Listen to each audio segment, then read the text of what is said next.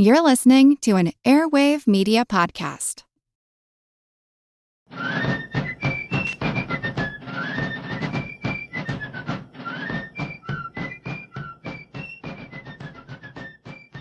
Hello, and thank you for joining the American Revolution. This week, episode 243, Relieving Gibraltar. After Spain's entry into the war with Britain in 1779, British leaders had to contend with the threat of a combined French and Spanish fleet right in their own backyard. It was only by luck that they avoided a full-scale invasion of Britain that year.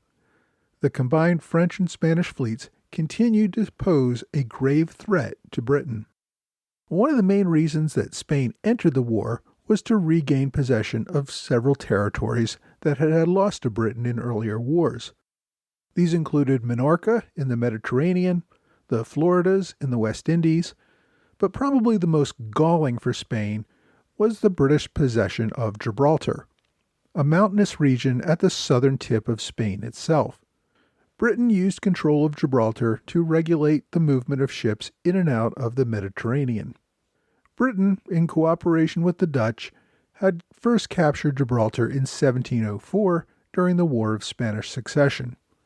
It was a highly defensible position, having a castle built atop a rocky mountain, first fortified by the Moors 1,000 years earlier. Spain had regularly besieged Gibraltar many times during the Middle Ages, finally taking the castle. So they had controlled Gibraltar for several hundred years before losing it to Britain. In 1713, the Treaty of Utrecht gave Gibraltar to Britain, but the Spanish were never really happy about an enemy country holding valuable real estate in what they regarded as part of mainland Spain.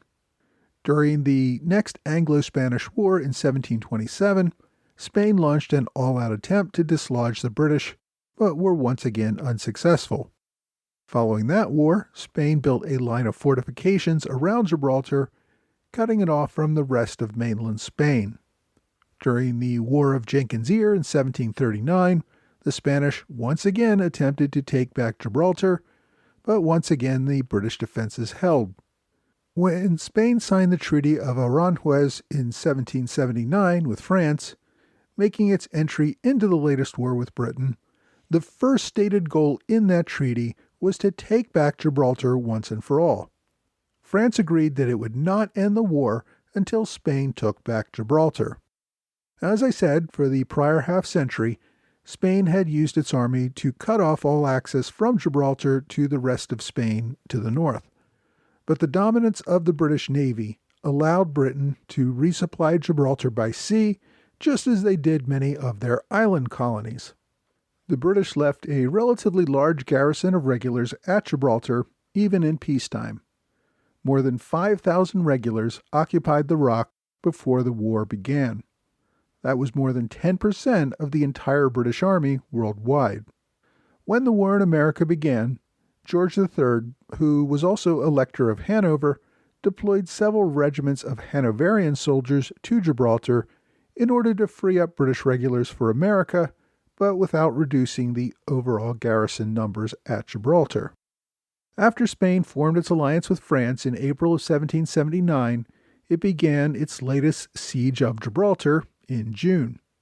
Britain could still get its faster military ships past the naval blockade, but the larger and slower supply ships had a lot of trouble getting to Gibraltar. Spain deployed about 14,000 soldiers on the land north of Gibraltar, but even with these superior numbers, Spain did not dare attack the British fortifications. They knew from experience that the terrain greatly favored the defenders.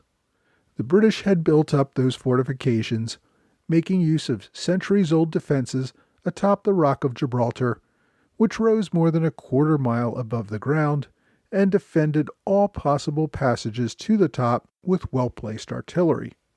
For Spain to take back Gibraltar, it would have to cut off all support from the sea. To that end, Spain deployed Admiral Juan de Langara. The admiral came from a prominent family from the Basque region of Spain. His father had also been an admiral. Langara entered his father's profession at age 14, when he was commissioned an ensign in 1750. He had spent a quarter century proving his capabilities as a naval officer and slowly rising in rank through the 7 Years' War, and afterwards leading several naval expeditions around the world, including 3 trips to the Philippines. Langara was part of the invasion fleet that the French and Spanish deployed against Britain in the spring of 1779. Langara managed to capture the British ship Winchcombe, which was the only British ship captured during that campaign. When most of the French and Spanish fleet went into winter quarters in Brest and Cadiz in late 1779, Langara was tasked with maintaining the blockade against Gibraltar with 9 ships of the line and 2 frigates. The Spanish blockade was having its intended effect. By December 1779, 6 months after the siege began, the British Hanoverian force of over 5,000 soldiers at Gibraltar was running out of food and supplies. Britain would have to find a way to get supplies to the army or risk losing the siege on account of starvation. To break the siege, London deployed a fleet under the command of Admiral George Bridges Rodney. Rodney came from a minor aristocratic family. His father, however, had made some bad investments, leaving the family impoverished. Although his father had served as an army officer, Rodney entered the Navy at age 14, where he could advance through the ranks without having to purchase commissions. Through a combination of capable service and the patronage of an influential relative, the Duke of Chandos, Rodney commanded the 60-gun Eagle by the time he was in his early 20s. This was not the same Eagle that Lord Howe would have as his flagship during the American Revolution. It was an earlier ship with the same name. During the War of Austrian Succession, Rodney distinguished himself. He even managed to make some money capturing some valuable enemy ships. By the time the 7 Years' War began, Rodney was a Commodore. He carried Major General Jeffrey Amherst to America and participated in the successful siege of Louisburg. He received promotion to Admiral and played a key role in the capture of Martinique, Grenada, and St. Lucia near the end of the 7 Years' War. Following the war, the king granted him a baronetcy. He got married and settled onto a large estate. He won election to Parliament, and life must have seemed good. Unfortunately, the cost of running for Parliament and the lifestyle costs of a gentleman ended up bankrupting the admiral. He hoped to secure an appointment as governor of Jamaica, but failing that, Rodney had to flee to France in order to avoid his creditors. Just after France declared war with Britain in 1778, Rodney convinced a friend to lend him enough money to repay his creditors and return to Britain. By this time, he was an Admiral of the White. In December 1779, Rodney received orders to take command in the West Indies. Before sailing there, however, he received secret orders to break the siege of Gibraltar by escorting a fleet of supply ships. Rodney set out for Gibraltar with 19 ships of the line in early January 1780. Only a few days later, his fleet spotted the enemy. It turned out to be a Spanish supply fleet, defended only by 1 ship of the line. The British managed to capture the entire fleet, including the Spanish ship of the line, the Guipuzcoana. Rodney renamed the ship Prince William after the king's 3rd son, who was serving as a midshipman with his fleet. Following the capture of the Spanish supply fleet, Spanish officials got word of the British fleet that was headed for Gibraltar. They deployed 2 different fleets to intercept, one under Admiral Luis de Cordoba and another under Admiral Langara. Now you may ask yourself, why did I go through all the trouble of giving a background on Langara, but not bother to give a background on Cordoba? Well, the reason is that Cordoba, once he learned of the size of the British fleet, turned around and went right back to Cadiz. He did not even try to contest the attack. Langara, however, did not receive word about just how large a fleet he was facing, and he sailed his 9 ships of the line westward, looking to do battle with the British relief fleet. Just looking at the numerical difference, 9 Spanish ships of the line against 19 British ships, should give you an immediate idea of just how lopsided this battle was. But the differences were even more stark than that. Most of the British ships of the line were far larger than the Spanish ships and had more guns. The Spanish fleet was also much slower. Spain had done a poor job of keeping up the hulls on their ships, leading to rot and other problems that greatly slowed down the ship's speed. A French admiral had noted during the failed attempt to move the combined French-Spanish armada against Britain earlier that year that the fastest Spanish ships in the fleet were slower than the slowest French ships. By contrast, the British ships had copper sheathing underneath, which made their ships even faster. So the British have twice as many ships, much more firepower per ship, and a much faster fleet. Admiral Langara did not know any of this. He only knew that a British fleet was advancing on his position and that he had orders to intercept it. On January 16th, the two fleets spotted each other in the early afternoon. They were just off the southern coast of Portugal, near Cape St. Vincent. The British Admiral, Rodney, was sick with gout at the time and remained in his cabin during the entire action. He gave advice from his bed, but his flag captain, Walter Young, commanded the ship on deck. After the British and Spanish fleets confirmed sight of the enemy, both sides began to form a line of battle. Quickly, though, the Spanish realized just how outnumbered they were. Langara ordered his ships to turn around and make a run for it back to Cadiz. The British at first hesitated to give chase, but after determining that the smaller Spanish fleet was not trying to lead them into a trap, they pursued the fleeing Spanish. Because the British ships were much faster, they caught up with the enemy in only about 2 hours. By 4 p.m., the three fastest British ships, the Edgar, Marlborough, and Ajax, opened fire on the slowest Spanish ship, the Santo Domingo. It took them only about 40 minutes before they hit the powder magazine and blew up the ship, killing everyone on board, except for one crewman who managed to survive being blown into the water. The Marlborough and Ajax then sped off in pursuit of other Spanish prizes. The next slowest Spanish ship was the Princesa, who they bypassed in order to get to some of the faster ships. The British captains calculated, correctly, that other British ships would catch up and take the Princesa. Soon the Bedford caught up and engaged, forcing the Princesa to strike her colors after about an hour of fighting. By this time, it was getting close to dusk. The British officers had to decide whether to call off the attack, in which case the remainder of the Spanish fleet would probably slip away, or whether they wanted to risk continuing the attack into the night. A nighttime battle carried more risks of being caught out of position or misidentifying an Allied ship and engaging in friendly fire. In the end, though, the British thought that the risk was worth continuing the pursuit. A few hours later, several British ships caught up with the Phoenix, the Spanish flagship carrying Admiral Langara. During the ensuing firefight, Langara was wounded. More British ships arrived to pile on the attack. After the Bienfaisant shot off the Phoenix's mainmast, the Spanish flagship struck her colors and surrendered at around 2 a.m. on the morning of January 17th. Normally, in such a situation, the British would send over a prize crew and take control of the ship.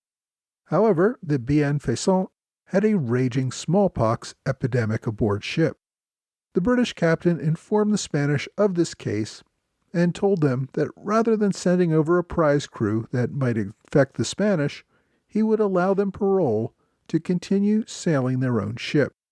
In doing so, they had to agree to remain with the British fleet, cease all hostile actions, and follow them back to a British port.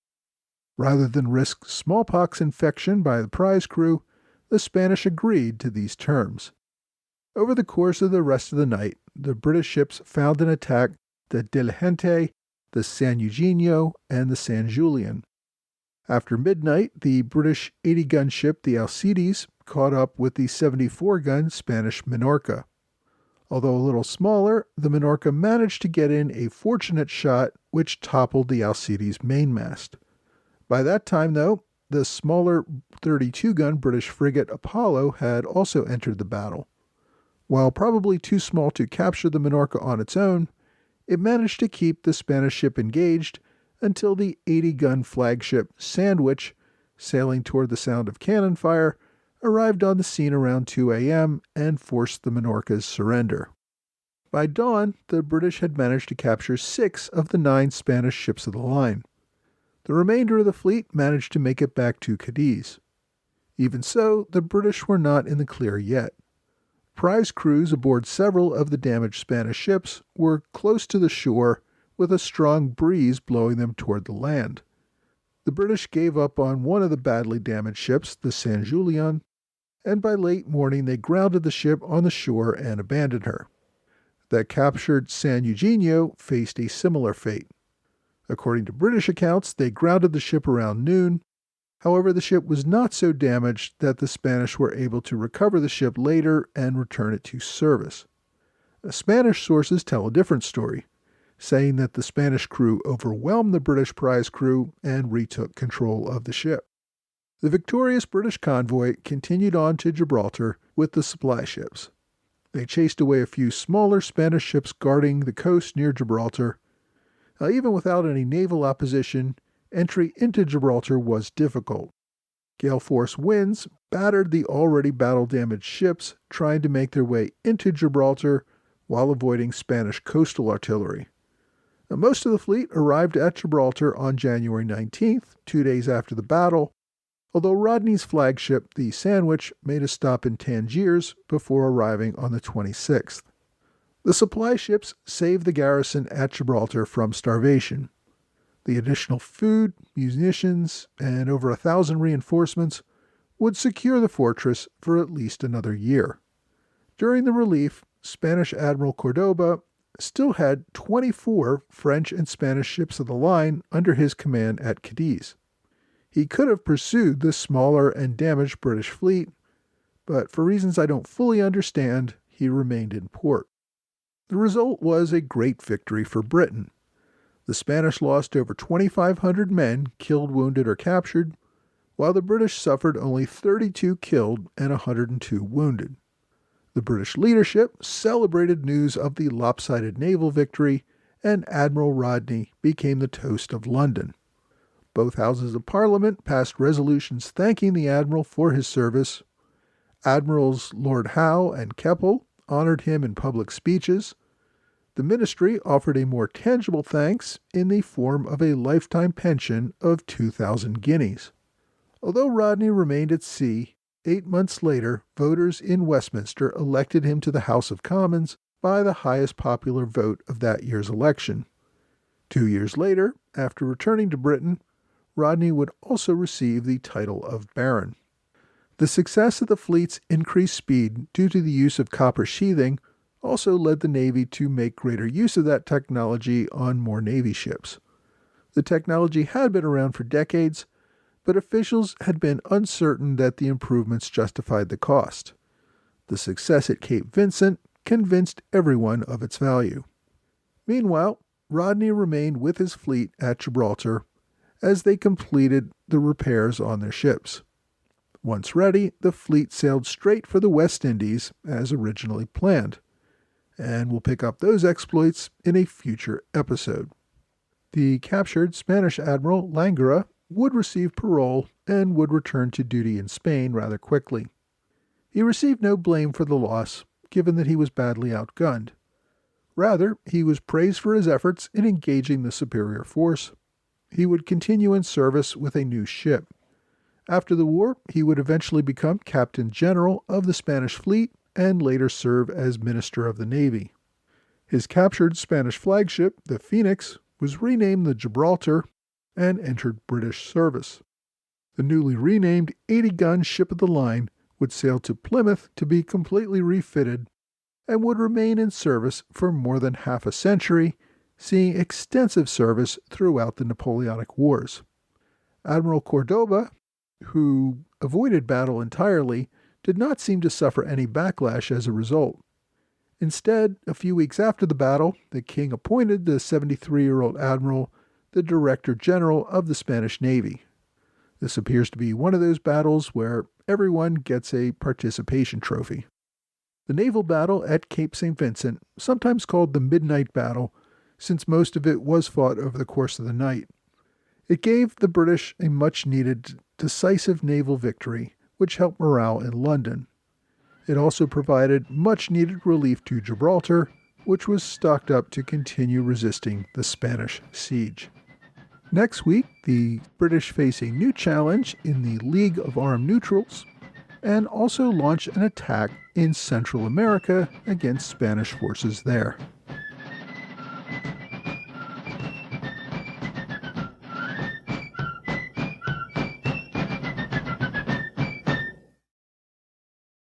Hi, thanks for joining the American Revolution Podcast After Show.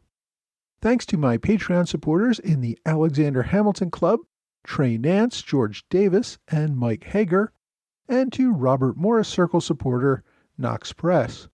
You can go to knoxpress.com for details about newly released and upcoming releases of books. But I also wanted to mention that you can check out historyauthortalks.com for free live online presentations by authors.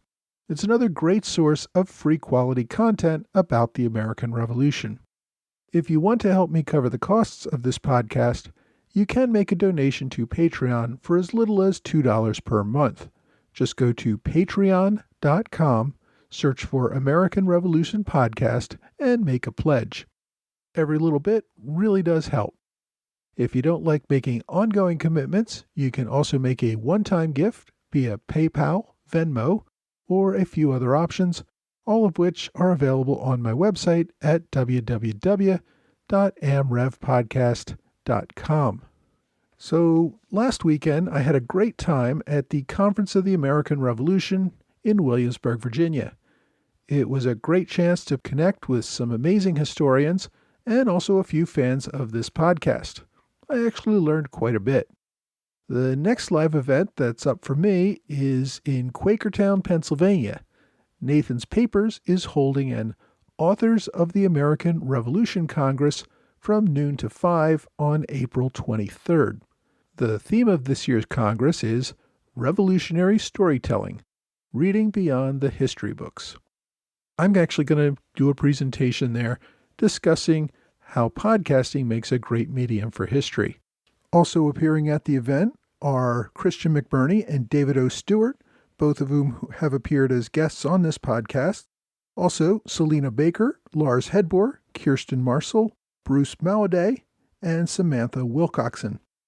I'm going to be hanging around all afternoon at the event, happy to talk to anyone who cares to show up and speak with me. The event is free, but you do have to register. Go to nathanspapers.com and click on events for more details. I hope to see some of you there. Also coming up is the American Revolution Conference in upstate New York, which is run by the Fort Plain Museum. That's coming on June 9th to 12th. I had a great time at the event last year, and I do hope to make it again this year, although I haven't bought my tickets yet. As long as we're talking about live events, I'm hearing rumors that History Camp Boston may go live again in August. There still has been no formal announcement, but things are looking hopeful. If you want more details and links to these and other events, please sign up for my mailing list. It's the best way for me to provide details and links. I'm no longer sending out weekly emails. It's more like monthly now, so don't worry about your inbox being overwhelmed. If you do want to sign up, there are links to do so on my website and blog. You can go to blog.amrevpodcast.com, and I include links to sign up at the bottom of each episode. This week, I discussed the naval battle that allowed Britain to retain control of Gibraltar. The siege of Gibraltar would continue until the end of the war. Although the Spanish wanted the return of Gibraltar above all else, they would not get it back. France, which promised to stay in the war until Gibraltar returned to Spain, backed out of that deal. The final agreement which ended the war turned over the Floridas and Minorca to Spain, but Britain kept Gibraltar and continues to hold it to this day, a fact which still annoys many Spaniards. If you want to read more about the Siege of Gibraltar, my book recommendation this week is Gibraltar, The Greatest Siege in British History, by Roy and Leslie Adkins. It's a pretty thorough recounting of the events that took place over the 4-year siege. Some have criticized the book for being a bit tedious, but I guess when you spend 480 pages covering a 4-year event that mostly consisted of two armies sitting and staring at each other while one waited for the other to get hungry and quit, the action scenes may be a bit too few and far between for some. But I think the book does a great job of covering contemporary accounts and providing details on the struggle. The authors, Roy and Leslie Adkins, are a couple who are British historians and have written numerous books on various events related to British history. So, if you want to get to know more about this event, the book Gibraltar, the Greatest Siege in British History is a good one. My online recommendation covers the same siege, but in a shorter book and written much earlier. The book is called A History of the Siege of Gibraltar, 1779 to 1783, by John Drinkwater. It was first published in 1861 and is available as a free ebook on archive.org. It's only 172 pages, but I think it gives a pretty good account of the siege. As always, I've included links to both recommendations on my blog and website. If you visited my blog, you also know that I include numerous other books and online resources if you want to learn about the week's topic. Go to blog.amrevpodcast.com for more details. And if you have trouble remembering that address, if you just type in American Revolution Podcast Blog into Google, you'll find it right away.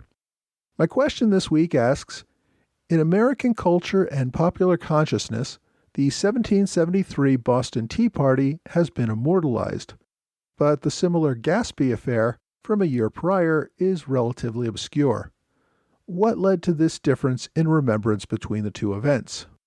Well, as we approach the 250th anniversary of the Gaspee, I suppose this is a good time to ask and answer this question. In both cases, the colonists rose up and engaged in destruction of property. The Tea Party became well known in history, while the Gaspee is largely forgotten. In many ways, the Gaspee affair was worse than the Tea Party. For those of you unfamiliar, go back and listen to episodes 36 and 40. But for the short answer, the Gaspee was a small British naval vessel attacked by Rhode Island colonists in 1772. The Rhode Island colonists attacked the ship after it got stuck on a sandbar. They were unhappy with the aggressive tactics it was using to seize suspected smugglers. They shot the captain and burned the ship. By comparison, the Tea Party was an attack on private property, not government property, and no government officials nor anyone else was hurt, other than, I guess, a protester who accidentally knocked himself out during the unloading of the tea. So why did London do almost nothing over the Gaspee affair while it brought down the hammer following the Tea Party? There are probably several reasons why the Gaspee incident received far less of a response from London. One was that the governor of Rhode Island, who was elected, did not raise a fuss himself. Rather, he tried to shut down the criminal investigations and move the matter to a quiet conclusion. Another reason was that Rhode Island was not the center of protests and problems. That was clearly Boston, which had law and order problems going back for nearly a decade. Officials decided it was best to let the Gaspee incident fade away. The Boston Tea Party, which occurred about a year and a half later, received a very different response. Officials in London knew that Boston had been the center of colonial resistance. Royal governors had been complaining for years that they could not control the mobs and maintain law and order. The tea ships that were attacked were part of a major government initiative which was designed to stabilize the East India Company. The company's profits were a major revenue source for the British government and the source of investment income for a great many members of Parliament. After the destruction of the tea, officials in Boston strongly urged London to respond in a powerful way. The response in London, therefore, was that it was time to make an example of the most troublesome colony. So while the Gaspee affair was swept under the rug after a few months of fruitless investigation, the Tea Party led directly to Parliament's passage of the Coercive Acts, also known as the Intolerable Acts. The colonial leaders found those acts both coercive and intolerable, London's draconian response led to the meeting of the First Continental Congress and to the people of Massachusetts taking up arms to resist implementation of those laws. So the Tea Party is remembered more than the Gaspee Affair because it led directly to laws that in turn directly led to the outbreak of war between Britain and its colonies. If you have a question you would like me to answer, please reach out to me on social media or send me an email. Well, that's all for this week. I hope you will join me again next week for another American Revolution podcast.